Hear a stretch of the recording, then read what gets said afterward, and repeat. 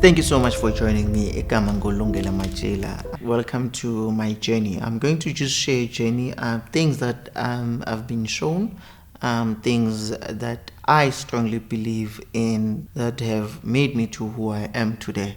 So, beginning of my journey, one thing that was kind of interesting was that I started seeing a light, right? And when I saw a big, huge light, it's things that I couldn't even actually explain. Where did that light come from? All of a sudden you just see a light, and before you know it, you're able to prophesy, you're able to see things, you're able to talk about what is going to happen, or tell the next person this is what's going to happen to their lives and whatnot. Now, exact moment when that happened, and one thing then that was super interesting was that how did that happen? I mean, people spend a lot of time going to church, people spend time meditating, fasting, and all kinds of spiritual alignment, and you find even through that process of fasting, praying, they still do not get to be where they don't get to be in their alignment, or they don't get to be shown things, right? And which is also one of the most frustrating things if you follow basically spirituality and whatnot. So in my case, it just happened, boom, right there.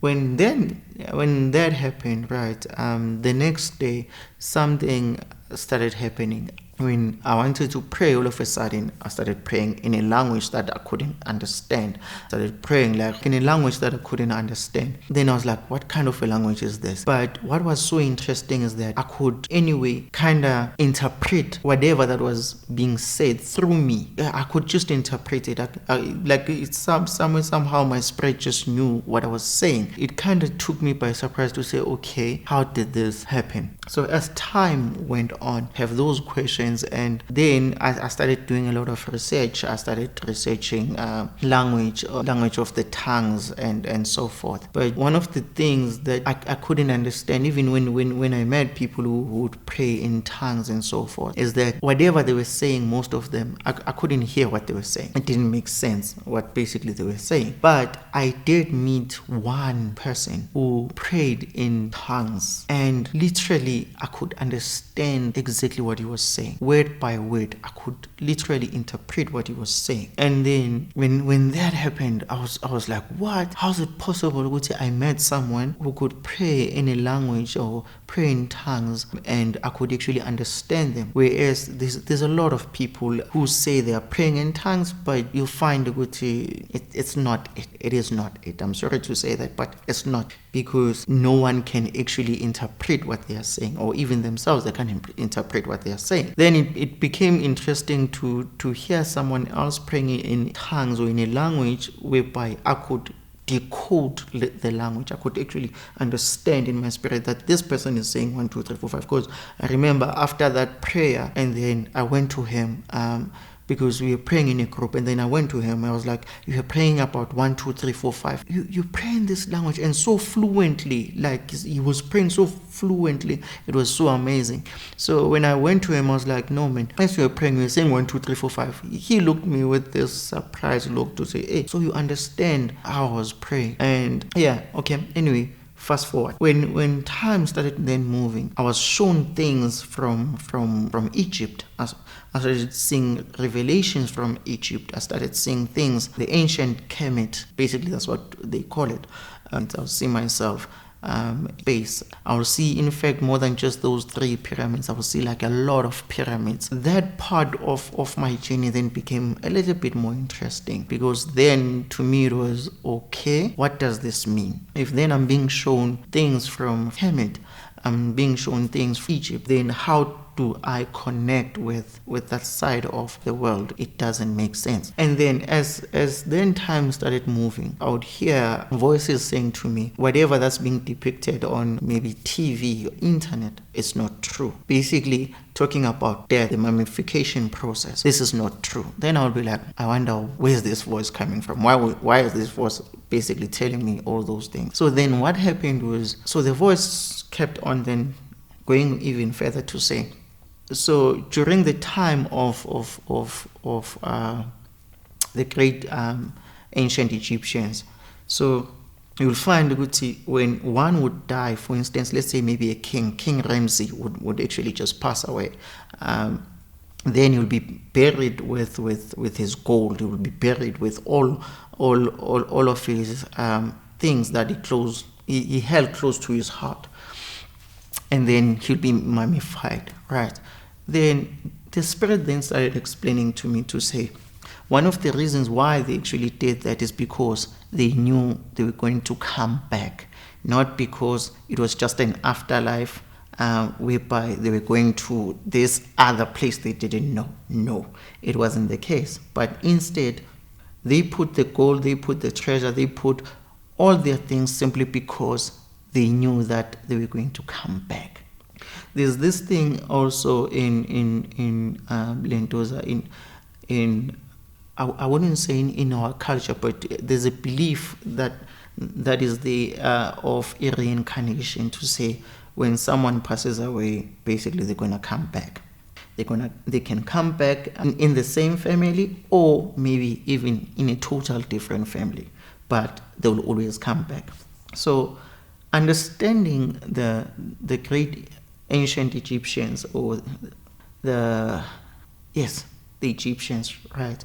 They were spiritually aligned. They could see things. They could foretell the future. They could see the past.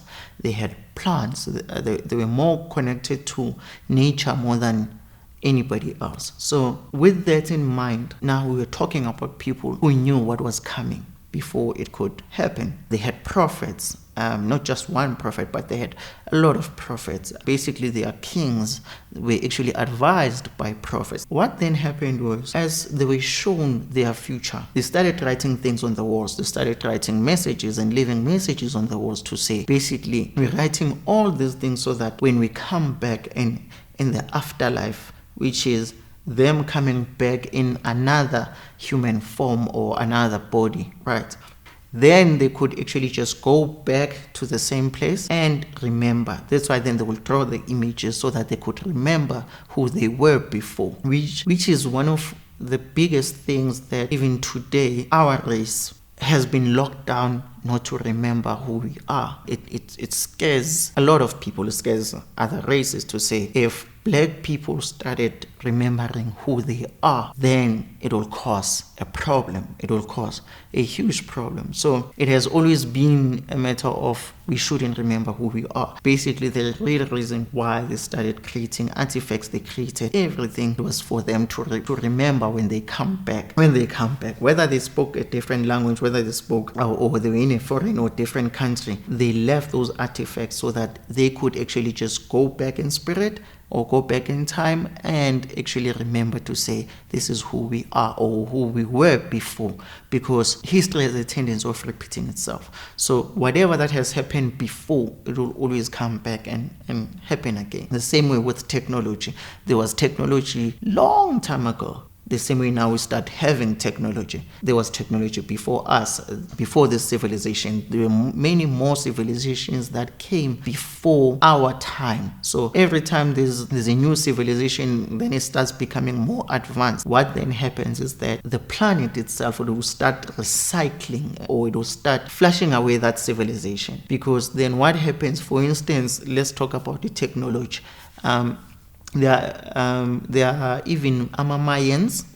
Mayans basically were actually spiritually gifted people. They were diviners. They could see the future. They could predict the future by doing certain types of rituals. So with the Mayans, basically, they also left traces. They left stones. They wrote messages via stones to say whatever we do as a human race, right? Because they knew that their own civilization was going to be wiped out.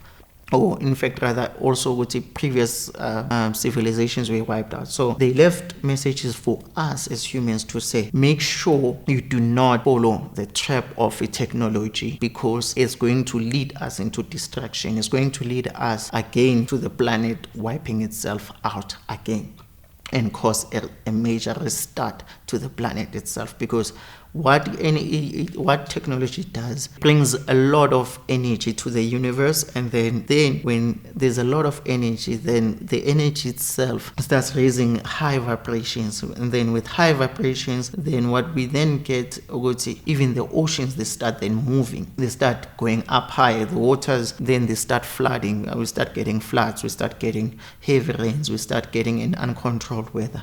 So basically that is why even when the Mayans started warning us about the technology is not something new, something that has been here on planet Earth for the past old civilizations. That's why even when they talk about aliens, basically they always say aliens have this high-tech technology, simply because of the technology is not beginning with us. It has been here before, and even maybe if our time again as humans gets wiped out because of Mother Earth, the same thing is going to happen. There's going to be a restart, and then before you know it again, like it's a cycle, ongoing cycle. Now, what I wanted to talk about, basically going to Egypt, with the Egyptians from Kemet, which were actually black people, whether you want to talk about part of Ethiopians, the Moors, the Nubians, basically it was black people. That's why the land was called Kemet, which means the land of the black. Now, I want to connect this with Umdao so that people can also understand where Umdao comes from, or yes, as far as where does Umdao comes from, because we have a lot of people who are actually great and would explain the tribe of Umdao, Amandao, Ganjalo, but there's actually even a far more trace going far back, which actually will touch the great Kemet, will touch the great Egypt, basically. So if we look at hieroglyphics, basically they will talk about the Nile River.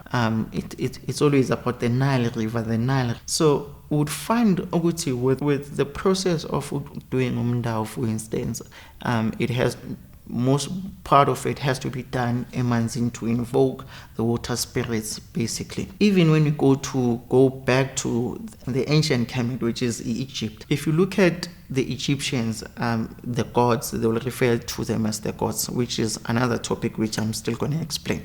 So some will have snakes, will have a sun. Basically, it connects also to whether we're going to see amabai or regal. Basically, you will find kunibai lelanga, abantu belanga. You find we dream of snakes. Basically, it still connects back to the ancient Egypt. We still connect back, because also Umdao basically goes as far as time can allow it. It goes as far back as time can allow. So if we look at, basically, Egyptians used to wear white. They used to wear white a lot. That's why also in the process of Umdao, you'll find we also use a white sheet. Basically, it connects. The river, it connects, because with the rivers, basically, the spirits can move from one place to the next using just amans, just rivers. So some would say, or rather, Bantu Ababoniswa, I will actually also tell you, there's actually cities in rivers.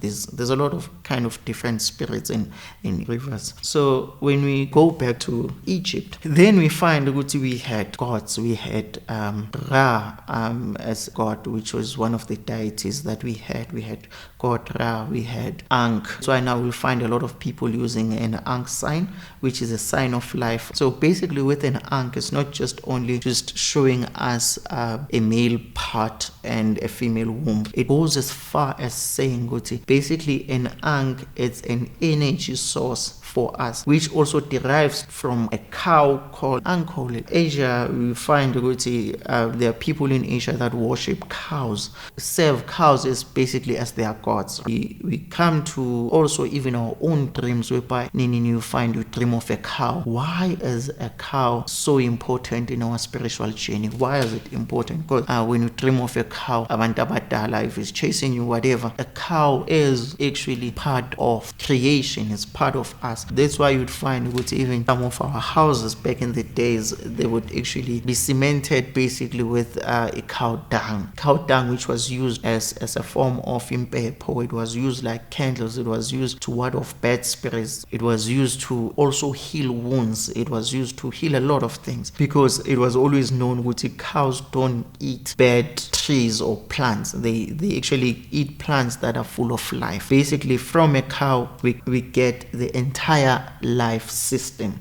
That is why then you would find within Africa we believed in owning cows, because then cows symbolized also not just a sign of wealth, but also a sign of health, a sign of royalty, which is something that now we are actually lacking because of theft, because of a whole lot of things. But cows basically are a source of nature, a source of royalty, a source of spiritual enlightenment. So now, just moving forward, the great Egyptians understood that. That is why they carried a ankh almost all the time in every way. Also, not just a sign to say they are worshipping the god Ankhol, but also their ankh that they used, it also had like copper, because it was also a transmuter. So it had copper. Others, they had an ankh which was a gold, right? Because a gold is actually a good protector in terms of also bad spirits. So using gold is actually also one of the highest forms to protect against bad spirits, because then gold, it actually kind of contains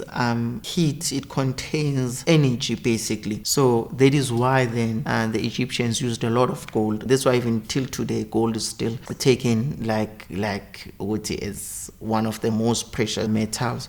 So where do we pray to, or who do we pray to? How do we connect with ourselves? Because then at some point in time we were given someone, or we're given a spirit that we need to worship. However, we lost who we truly are. So we need to remember then how do we connect back to the great Egypt? How do we connect to Kemet? What is the spiritual significance for us connecting back to Egypt? Because the reason why we're still on this continent is simply because our gods basically, or God or our gods or the source, is still here on our continent. So you find, for instance, if you go to Asia, they still have like their own dragons. They believe in dragons basically. And then you move to Europe, they also have their own beliefs, which connects to the ancient Greeks. So basically that's one of their own beliefs. And then you also then come to us in Africa, whereby you find deities like Onomkhubulwane, like a mermaid spirit basically, from whereby Umkhuba is like a shapeshifter. It's a shapeshifter basically. Mostly with mermaids were actually referred to as Unomkhuba, because they could shapeshift between time zones. So they could shapeshift and become anything. So you find, when we go to rivers or lakes, then you'll find someone maybe sitting or standing there looking all offish, or in a way whereby you do not understand. Maybe something happens there, and then later on someone would dream and say, hey, basically the person that we dreamed of was actually a shapeshifter, was actually Unomkhuba. He or she decided to come in a certain form. Those are actually one of the deities that we actually have till to date. So, which we also have in Kanyamba, right? We also have like spirits like in Kanyamba. That is in Kanyamba, then we're talking about, it's similar to the dragon that in Asia they have, or Chinese basically celebrate in Kanyamba, right? Which is also a water spirit. It's also a water spirit, but you'd find when it has to shift or move timelines, it has to move from one place, by setting to another. Then what will happen? You'd find the weather will just change. Maybe there'll be strong winds, to show what it's moving from one place to the next. We have spirits like those. So that's why then you'll find back in the days when maybe there was no rain in a certain village, then people will gather and go to near a lake to pray and ask or the deity that belongs there to say we're seeking or asking for rain, and then before you know it, rain will come. So basically we used to pray to nature more than we pray to anything else. So even the Egyptians back in the days, when they started their they used to pray to nature, which was, or rather they would refer to it as natural, which is nature. And then as time progressed, they moved from worshipping nature and then they started praying to their gods. So they had gods like God Ra, Mat, Seth, Kanjalo, going forward. So it is very important for us to learn about Egyptian or Kemet knowledge, because if then we do not do that, then we'll still have problems, because Egypt to us is our home. Egypt to us, basically the gods, the Sphinx, all those things, and the pyramids that are there, it is for us to know, for us to remember. So I'm still saying on this video, it's very crucial and important for us to go back and learn about Egypt. Egypt belongs to the land of the black. So for us to understand our spirituality, for us to understand who we truly are, where we come from, it is then important for us to learn about the great ancient Kemet. Africa, or as our continent, will still continue using the cross as a symbol of life.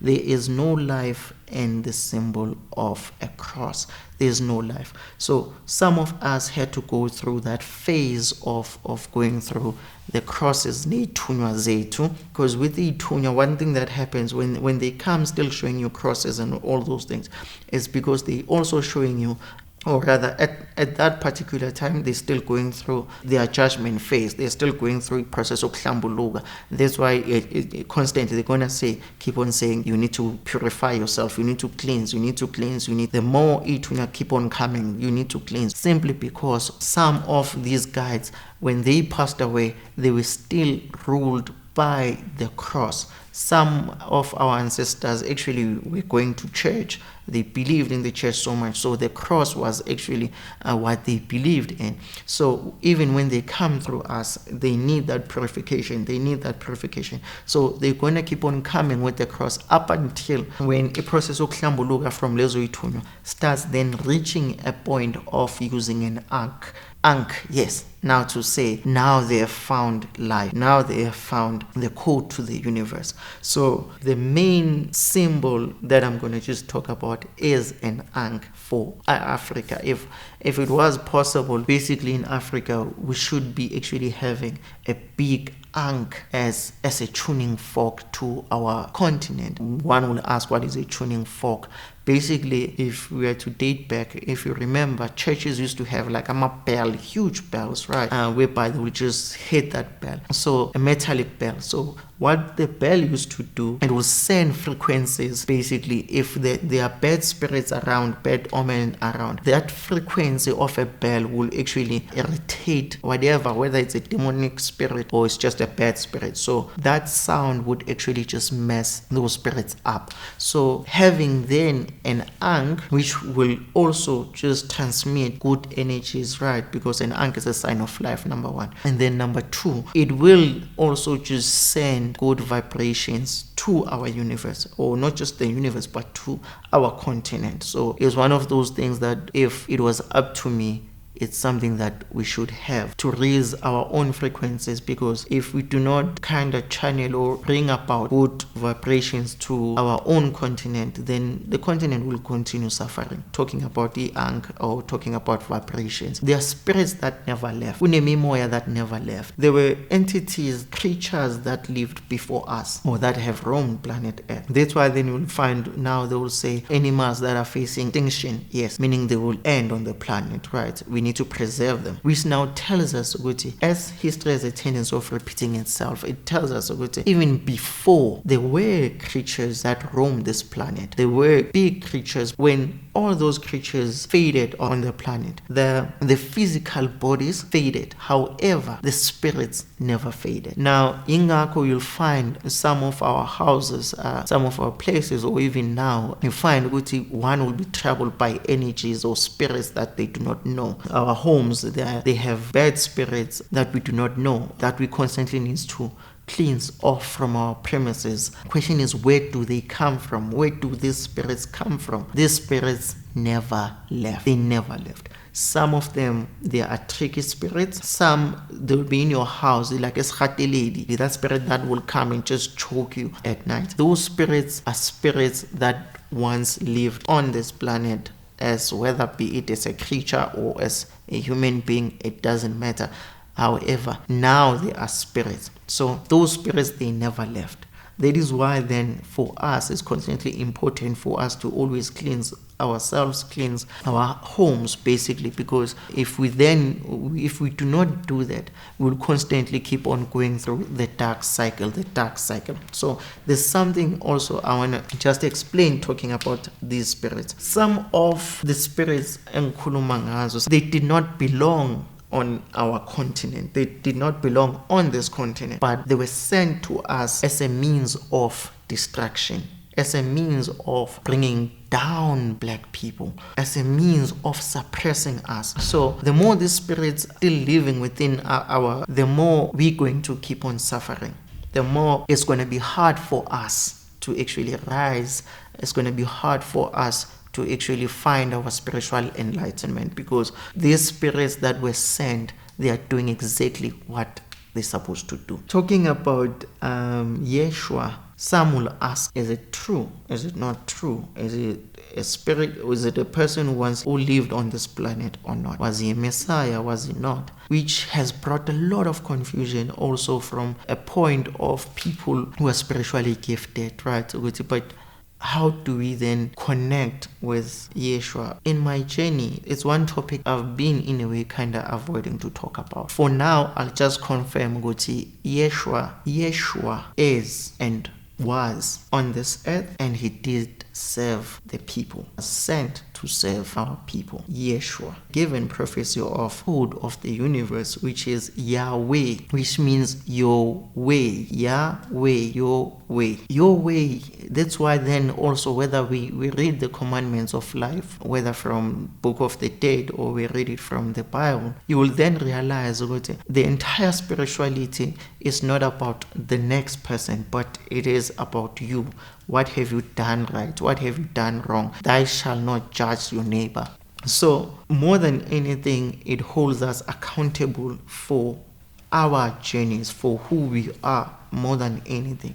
So the more we live a life whereby we focus on working on ourselves, then spiritually, that's how we actually get closer to the source. We get closer to Umdali, the creator. We get closer to and creation itself. So the more we cleanse ourselves of a lot of bad energies, or a lot of envy, a lot of wanting what others have, and so forth, or judging others, the more we connect to this to ourselves, the more the universe will start speaking, the more we can actually hear what the universe has to say, because the universe is always talking. Imimoya, the spirits, they're always talking. They have messages for us for days from the source. We always get messages every day. Our messages, they come as dreams, they come as prophecies, they come as visions. So the universe is constantly speaking. That is why then it's important for us to constantly cleanse ourselves from any negativities, from food that we consume, because also even the food that we consume, it is not pure. Most of the food that we consume is not pure. That is why you'd find especially people who are spiritually gifted, they will be told countless times on what they need to check their diets, they need to change their diet, they need to eat organic food, simply because any other food gets to then block that eye, it gets to block our visions, it gets to block us. So That is why then it's important for us to actually eat organic food and then constantly cleanse our bodies and cleanse our homes also. So I think for today, that's basically one of the things that I actually wanted to talk about. I know there's a lot, and most topics I did not even go deep on them. I just highlighted, and just hopefully I'll try and break things down as much as possible based on your questions. Based on your questions, I'll be able to just clarify a lot of things, because there's just a lot. It's just a lot. The universe itself, if you look at the universe, it looks dark, right? Except if then there's a sun. But the universe is dark, like literally it's dark. So even when the Bible starts and says first there was darkness, because the universe is dark. So other things, they connect with the universe, they connect with the creation. So there's a lot of things that I'm still going to share and just break them down into pieces, so that some of us can actually truly just get to understand and have a deeper understanding, so that we can be able to move forward. So for today, I think I'll just love to say thank you so much for joining me. Thank you for the opportunity of just spending your time and listening to me. Just talking and talking and talking and talking. Hopefully it's going to be that one episode that's going to bring a little bit of clarity here and there. But I just hope as we progress with these shootings, we'll be able to just break down things. But one thing that I know, and that is certain, the more going to just break down all of this, is actually one of those things whereby we're putting our life at risk by actually talking about ezinye izinto that's actually kind of happening. More than anything, ngiyabonga kakhulu for everyone taking their time, your support, your prayers, because I know a lot of you are praying for me. You're praying for this to happen. So the universe is also saying this must happen. We've reached that point in time whereby we need to unpack things. And in wrapping, I want to just say this. There was a prophecy that came out to say between 2026 to 2027, there's going to be a rise of non-Christian believers. That prophecy is basically coming to life. And that on its own is going to basically, it's kind of putting also our lives at risk as people who are spiritually gifted, because there are higher forces that are working day and night to make sure they send all kinds of evil things to us, so that we fight amongst each other, so that we see things that are not true. They mess up with our third eye. They mess up with our faith, because they know their time is reaching an end. Their time is reaching a point whereby they're going to get overthrown. So also the saying that goes, we are reaching the end of times. More than anything, it was also a prophecy to say their kingdom, their time of ruling the world is coming to an end. That is why if we also look at what's happening with China is now starting to take over. That on its own, it was also a prophecy that they received and added on the Bible to say the end of times are going to come, which, yes, they're 100% right. We are slowly reaching a point whereby Africans are rising to remembering who they are, who they truly are. More than anything, we are cultural beings. That's who and what we are. The more we believe in ourselves, the more we pray to our own deities, to our own gods, to our own whatever that is us, everything starts changing. When we start finding the real truth, everything starts changing. That is why now our own ancestors have played the biggest decoy in history. So people will ask, why is that? There are a lot of gifted people. You go left, right, and center, you find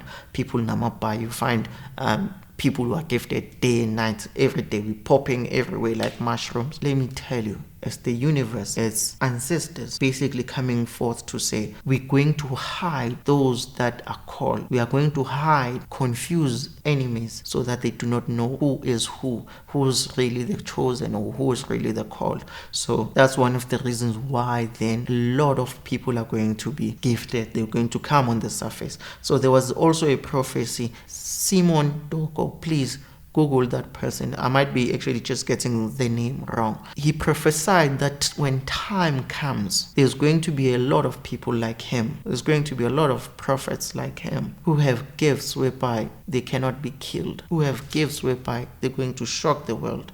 That is why then basically these times are times whereby people who are gifted are actually at risk more than you can ever imagine. However, our ancestors are going to be with us. It's time for us to become who we were called to be, we're supposed to be. Simon Tokwe, if I'm not mistaken, the great prophet, also referred to the black Yeshua, or black Jesus, black Yeshua, who had magical powers. So prophecies that have always been there. Every culture is given, God or the universe brings prophet according to that culture. And people or prophets or his son will say like Umkhulu Credo Motu, his spirit will continue living on, because the spirit of prophets, they always continue. I would like to close this session for today. Just say the spiritual burdens we're carrying, and let us learn. Let us share knowledge more than anything, because the more we share knowledge, the more then we're gonna get enlightened. So from me to you today, thank you so much, and ithunywa zenu mazenibusise.